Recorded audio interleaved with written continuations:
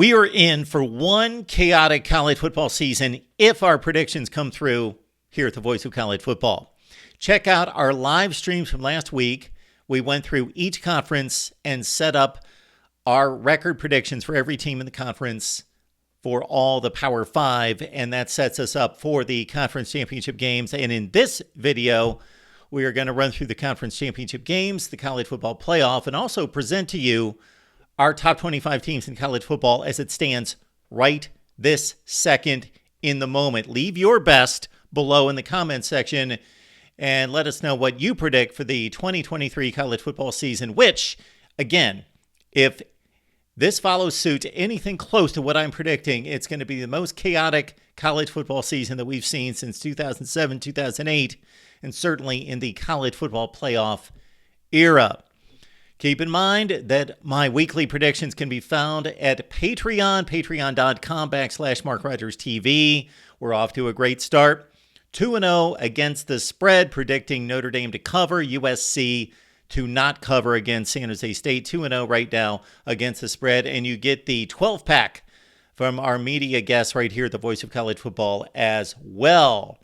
Also, keep in mind that I'm going to post our prediction record through the years and also my predictions for the college football playoffs and championship game, the good and the bad, the Nostradamus in me, and the complete bus that I've predicted through the college football playoff era. So be looking out for that video. First, before we get to the predictions, our top 25 power poll. So I rarely do this. However, I thought, okay, there are a lot of scenarios obviously playing into my college football playoff predictions and a lot of near misses, a lot of teams that you are going to see in the playoff or not see in the playoff that you're going to think, Mark, you missed it.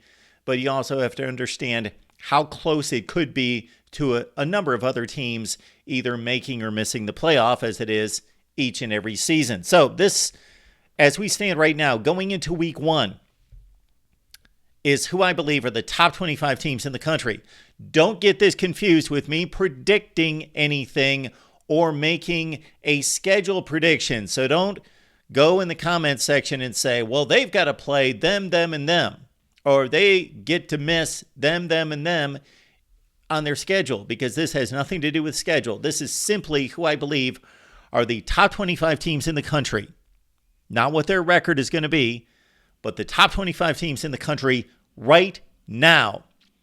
Number 25, Wisconsin. 24, TCU. Now, I believe there's a lot of room for growth with the Badgers for obvious reasons. New head coach, offensive coordinator, defensive coordinator, and quarterback, and transfer portal additions all over the place in Madison. At number 23, Oklahoma. 22, Texas Tech. 21, Iowa. At number 20, Pitt. Number 19, Kansas State. Again, this is not based on a resume because there is no resume at this point. Based on my evaluation of the talent, the personnel, the coaching, best teams in the country. Kansas State at 19, South Carolina 18, Oregon State number 17, at number 16, Washington, Oregon at 15, Utah 14, Texas A&M at number 13 in all of college football. Notre Dame at number 12, of course, they've got the win under their belts, 42-3 over Navy, Tennessee at 11. Here's the top 10 teams in the country based on my evaluation. Texas 10, Florida State 9, Clemson 8, LSU at 7, USC number 6, Penn State, the fifth best team in the country, Ohio State number 4, Bama 3, Michigan 2, and the number 1 best team in the country, not because they won a national championship last year. Now, much of it has to do with winning a national championship last year and most of those players coming back and showing that they can win the national championship and be the best team in college football 2 years running. But based on the additions, the subtractions, the good and the bad, rolled into what happened and what they showed us last season, right now, right this second, best team in the country, Georgia. Now, on to our predictions. And if you want the complete standings, and if you want context, then go back to the live streams that we posted last week. The first Power 5 championship game, of course, will be on a Friday night, as it always is, with the Pac-12 going at it. Oregon and USC. USC at 8-1 in the conference, number 1 seed. Oregon, second place finisher at 7-2. Ducks pull off the slight upset in the Pac-12 championship game, 37-33, to stand at 10-3 following the regular season. After the championship game, the Trojans also at 10-3. Moving on to the ACC, we've got a Clemson-Florida State showdown. Now, Florida State did not make it into the ACC championship game with the best record or even clearly the second best record in the ACC. We are predicting a three-way tie for second place. Again, check out the live stream from last week. Florida State, Pitt, NC State at all 6-2. Then I had to go through the schedules, determine who was going to win against whom. It came down to a fourth tiebreaker. And it came down to a conference record selection. And in that scenario, the best schedule goes to Florida State. So Florida State ekes into the ACC championship game, and the Tigers defeat Florida State for a second time during the season, win the ACC once again. Clemson 30, FSU 24. The Tigers at 11-2 then. Florida State drops to 9-4. Moving on to the Big 12. Everybody believes Texas is the best team. Texas is the best team until proven otherwise. I have Texas at 7-2. I've got Texas Tech, Oklahoma, and Kansas State finishing in a three-way tie for second place at 6-3.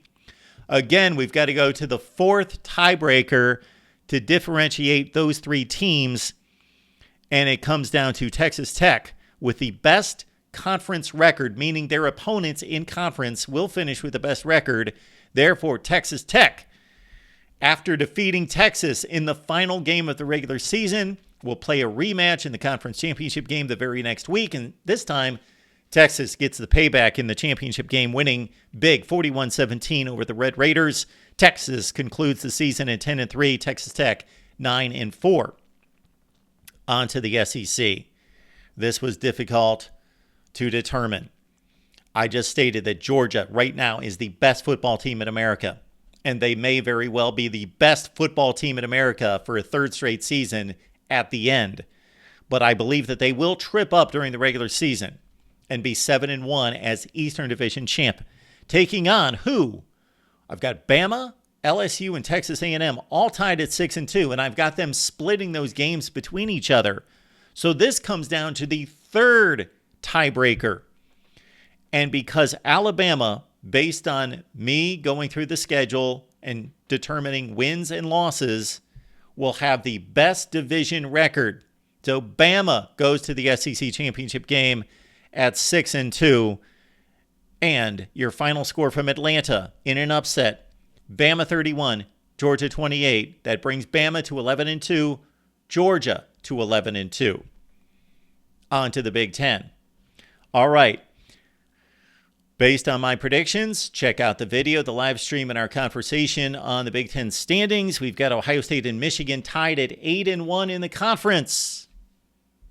Who won the big game? Who won the game? Well, Ohio State lost earlier in the season in conference. They go to Ann Arbor. A much improved Ohio State team pulls off the upset, wins against Michigan to finish 8-1 and win the East. Wisconsin, Iowa tie at 6-3.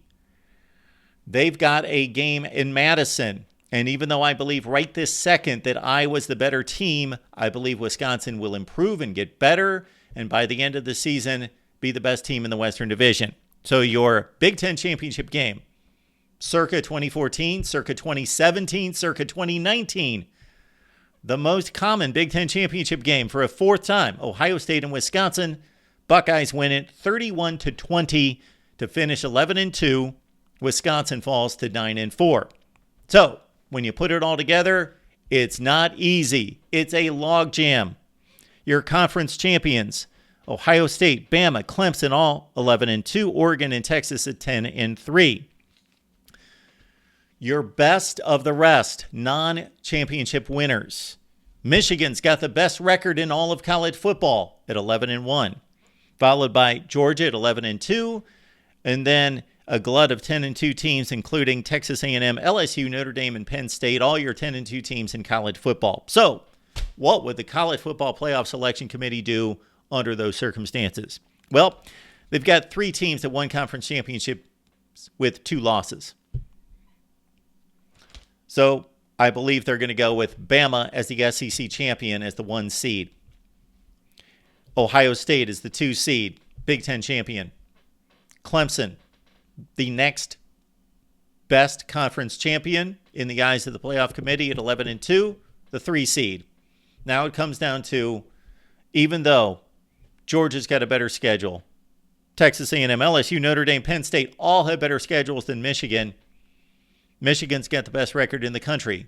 And much like what happened with Ohio State is an 11-1 team that lost 1 game, and this will be a much closer Ohio State win than the Michigan wins over Ohio State as the Wolverines blasted the Buckeyes in the 4th quarter the last 2 years by 15 and 22 points.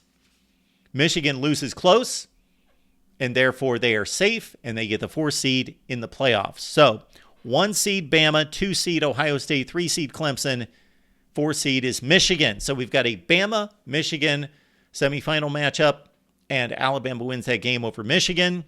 Then your 2 versus 3 game is Ohio State and Clemson. Again, they played in the Orange Bowl in 2014. They played in college football playoff games in 2016, 19, and 20. Clemson leads the series 3-1 during those contests. Buckeyes win a good game over Clemson, and we've got a national championship game as we did in 2020 and a playoff game in 2014 of Ohio State and Alabama. Buckeyes win over the Alabama Crimson Tide 31-27. I clearly understand what kind of backlash I'm going to hear from this, and I do not believe that Ohio State is the best team in the country right this second, but they will improve and get better and get better and get better. And when it's all said and done, Ohio State will win the national championship over Alabama 31-27. That's your college football season of 2023. Let the debate flow. Let's go right here at the Voice of College Football.